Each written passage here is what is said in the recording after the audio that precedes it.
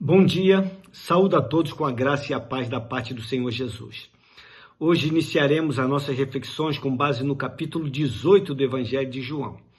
Para tanto, leiamos os versos 1 até o 9, porque assim nos diz a palavra de Deus. Tendo Jesus dito estas palavras, saiu juntamente com seus discípulos para o outro lado do ribeiro Cedron, onde havia um jardim, e aí entrou com eles. E Judas, o traidor, também conhecia aquele lugar, porque Jesus ali estivera muitas vezes com seus discípulos. Tendo, pois, Judas recebido a escolta, e dos principais sacerdotes e dos fariseus alguns guardas, chegou a este lugar com lanternas, tochas e armas. Sabendo, pois, Jesus todas as coisas que sobre ele haviam de vir, adiantou-se e perguntou-lhes: A quem buscais? Responderam-lhe: A Jesus o Nazareno. Então Jesus lhes disse: Sou eu. Ora, Judas, o traidor, estava também com eles.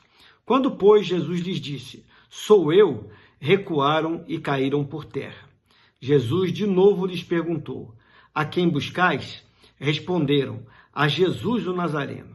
Então lhes disse Jesus: Já vos declarei que sou eu. Se é a mim, pois, que buscais, deixai ir estes, para se cumprir a palavra que dissera: Não perdi nenhum dos que me destes. Meus amados, assim que terminou a sua oração sacerdotal, Jesus e os 11 discípulos dirigiram-se para o outro lado do ribeiro Cedron, em direção ao Monte das Oliveiras.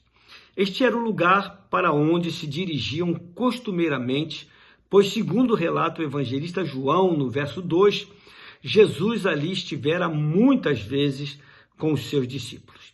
Era um lugar onde Jesus se reunia com eles para orar e para ensinar a palavra do Pai. Ali naquele lugar, Judas havia presenciado e participado de muitos encontros de oração. Certo homem de Deus assim afirmou ao referir-se a este fato. Abro aspas. Judas sabia que o Senhor passaria grande parte do tempo orando no jardim. Ele sabia que o lugar mais provável para encontrar o Senhor era o lugar da oração. Fecho aspas.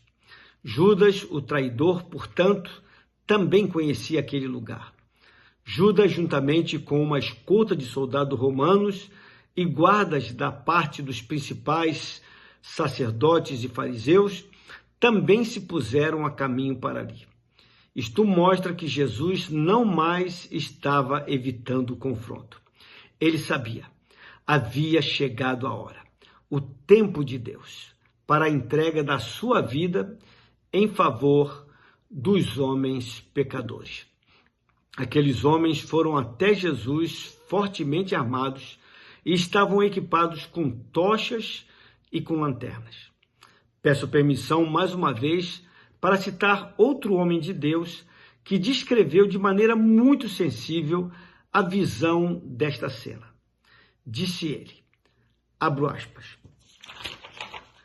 tochas e lanternas, em busca da luz do mundo.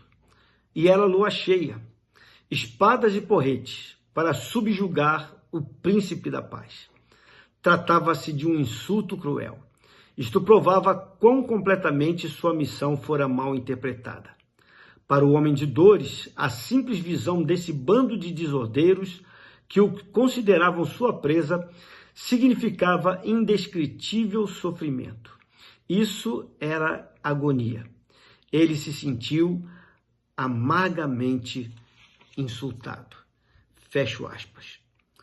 Meus queridos, no verso 4, lemos que Jesus adiantou-se e foi ao encontro daqueles homens. Ele não fugiu, ele não se escondeu, ele não se acovardou. E dirigiu àqueles homens uma pergunta aparentemente desnecessária. A quem buscais? Ele sabia que aqueles homens, com todo o aparato belicoso, estavam à sua procura. Estavam ali para buscar a Jesus o Nazareno. Referiram-se a ele desta forma com a clara intenção de depreciá-lo, porque ignoravam completamente que quem estava diante deles não era um diminuto Jesus Nazareno, mas sim o grandioso Jesus, o Cristo de Deus. Todavia Jesus firmemente lhes respondeu: sou eu. Quando, pois, Jesus lhes disse: sou eu, recuaram e caíram por terra. Este registro feito por João, o evangelista, com respeito ao ocorrido, demonstra muito bem o poder e a majestade do Nazareno, diante do qual aqueles homens perversos estavam. A simples resposta que ele lhes deu foi suficiente para que aqueles homens caíssem por terra.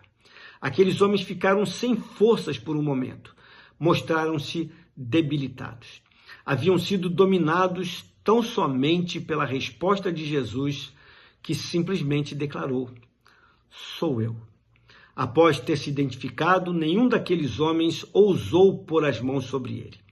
Na verdade, ficaram todos tomados de muito medo. Jesus perguntou uma segunda vez: a quem buscais?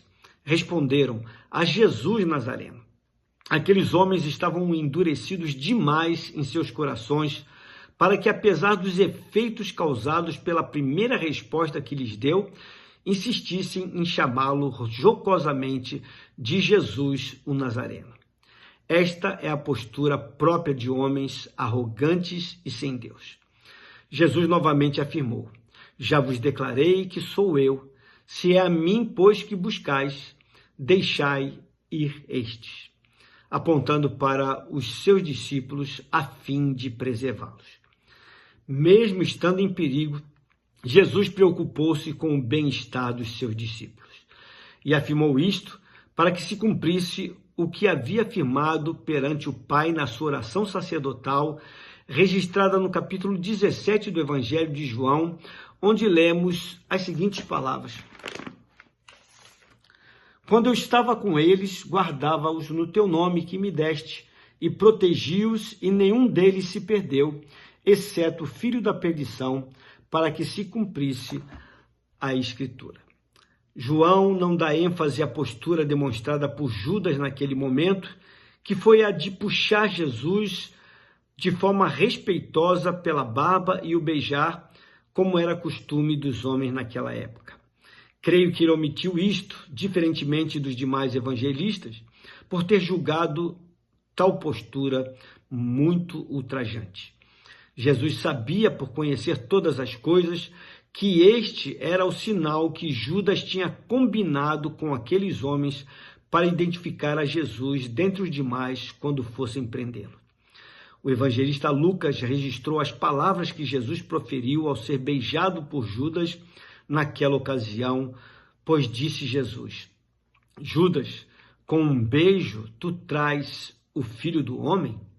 Aquele beijo equivaleu a um soco. Foi um golpe de traição e não uma saudação de honra. Mas Jesus manteve-se firme no propósito de realizar a vontade do Pai e assimilou o golpe sem revidar.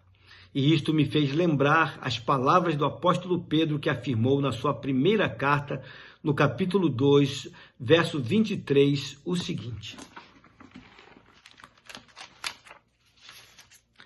ele, referindo-se a Jesus, quando ultrajado não revidava com ultraje, quando maltratado não fazia ameaças, mas entregava-se àquele que julga retamente. Vamos orar? Pai amado, Deus bendito, estava se aproximando a hora do início de toda a agonia de martírio do Senhor Jesus. E ele sabia muito bem disso. Ele foi para aquele lugar pré-designado com seus discípulos para estar com eles e ali orar. E já em meio àquele tempo de angústia que passou ali em oração, chegou o traidor, que havia sido um dos seus até então. E com um beijo ele foi traído. E foi também acessado por aqueles homens como se fosse um malfeitor, alguém que estivesse causando problemas, e essa não era a verdade.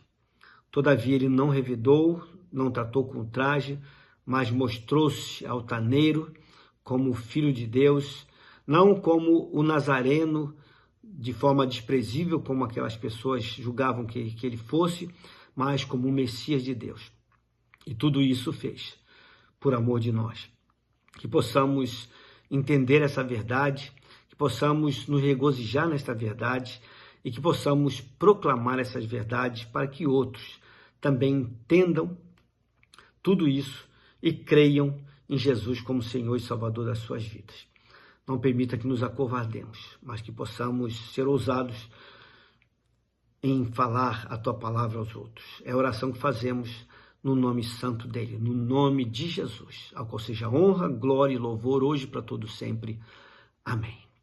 Meus queridos, tenham uma abençoada quinta-feira. Fiquem na paz do Senhor.